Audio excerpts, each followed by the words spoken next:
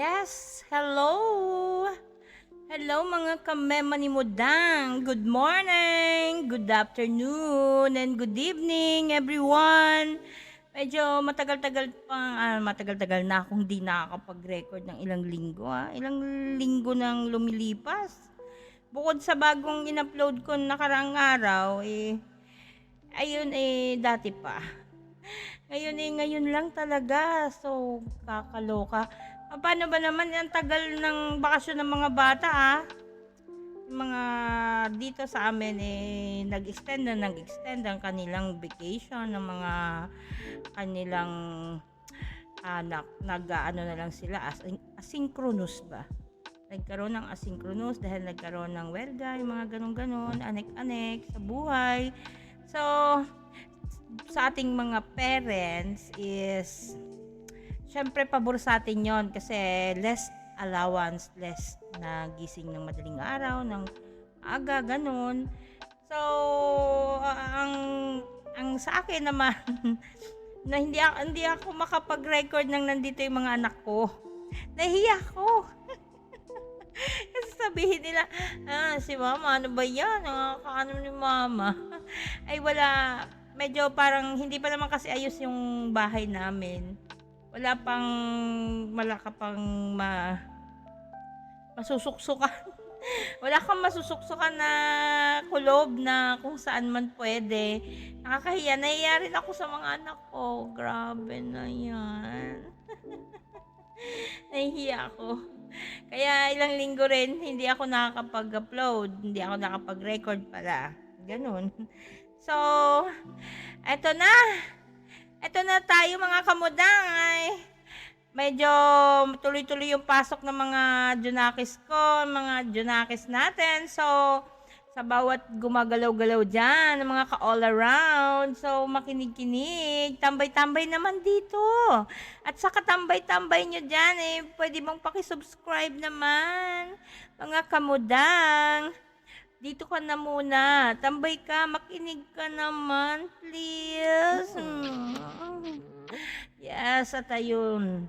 At kailangan mo lang na pagpasensyahan ng mga slang na mga pananalita ni Mudang. Siyempre, ang mga hanas-hanas, ang mga ngaw-ngaw, nakakamiss mag-ngaw-ngaw, totoo lang. At medyo, napapansin nyo ba? Na I told you naman na sa unang aking mga upload na recording is medyo sisikapin ko na mag-upgrade ng kahit papano, no? Medyo mag-upgrade tayo. So, kahit papano, nag-upgrade ng konti sa audio na sa background, mag-upgrade din ako dahil may nadagdag sa aming pamilya na 2 bulinggiit na aming mga puppies. So, hindi makukontrol dahil nga, as I told you na hindi pa ayos ang aking bahay. Wala pang pinto ang mga kwarto kaya wala pang masusuksukan. So, may time na may magngangaw-ngaw dyan. Nakagaya ng kanilang poor mom. Ganun talaga. At nag-upgrade din. Napapansin nyo ba na may pahalik-halik tayo? Ayan. Masarap kasi yung may mga ganyan. Ay, sus! Ay, nako, galaw-galaw. At kayo, salamat sa pakikinig.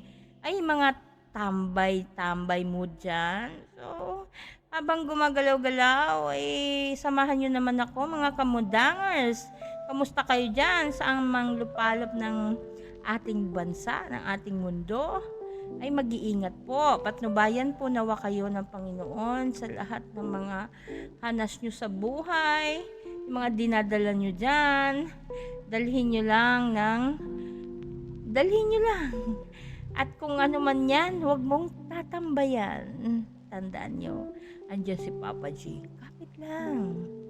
Kapit lang tayo. At magsasayaw na lang. Isayaw natin sa hangin. Yeah, sayaw-sayaw sa hangin. Ay nako.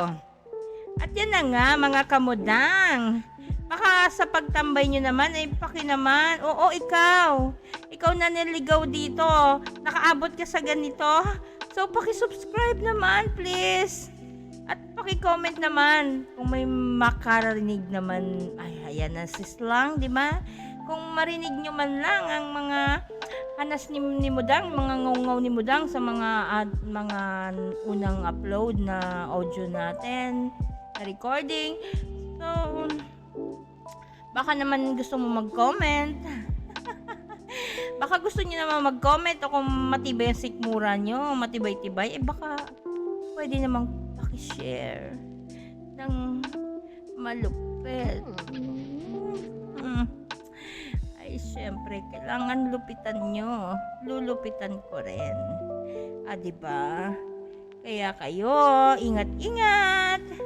At sa ating mga kamudangers dyan, kung inyo at sana naman ay mapakinggan nyo yung huli kong upload, ay ito po yung ating part 2 ng karugtong noon.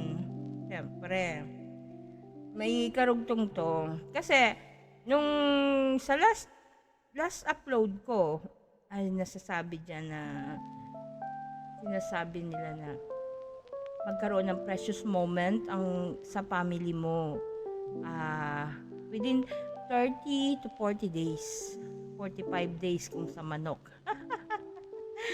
Ay nako. Kaya ako nasasabi yan kasi sa lahat ng mga OFW, ng mga Mr. and Mrs. na nag-abroad, na magbabakasyon, spend time sa family natin ng precious moment. Magkaroon tayo ng precious moment sa bawat isa, sa bawat pamilya, na kung uuwi ka dito, iniisip mo na, pinagbabudgetan mo na kung saan kayo pupunta, kung saan kayo magliliwaliw. At didepende mo rin yan sa sitwasyon ng iyong mga paghihirap dyan. So, sa pamilya na nag-aabang at nasasabik sa kanya ding asawa at mga misis, ganun, na unawain ang lahat ng bagay at ipaunawa rin sa inyong mga anak na hindi basta-basta ang buhay na ngayon. Ang 1,000 ay isang daan na lang.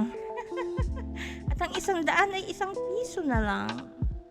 Kaya ang buhay ay kunting pikit mata na lang sa atin. At magkaroon tayo ng motivation sa mga taong nagsusumikap na magkaroon ng limpak-limpak na salapi na ipinamamahagi nila bilang isang mga vloggerist or mga content creator na ipapamahagi nila ang kanilang blessing. So, magsumikap, mag-try. So, kagaya ko, I try. I try kahit ako lang mag-isa nagngangaw-ngaw na sa ngayon hindi ko pa kayang magpakita sa inyo. So, pagpasensyahan nyo na. At ang aking pagngangaw-ngaw at ang ating mga hanas bilang Mudang ay saktong inyo na lang pakinggan. Diba? So, may pagka-mystery ang dating natin na exciting, na ano ba naman si Mudang? Ano ba yan? Maganda ba yan? Magandang hampasin. Sexy ba yan? Sexy ba yan kagaya ni Dugong? Oh my God. Pwede nga. Yes, I love it. Kaya tayo mga kamudang, fight, fight, fight, laban, laban.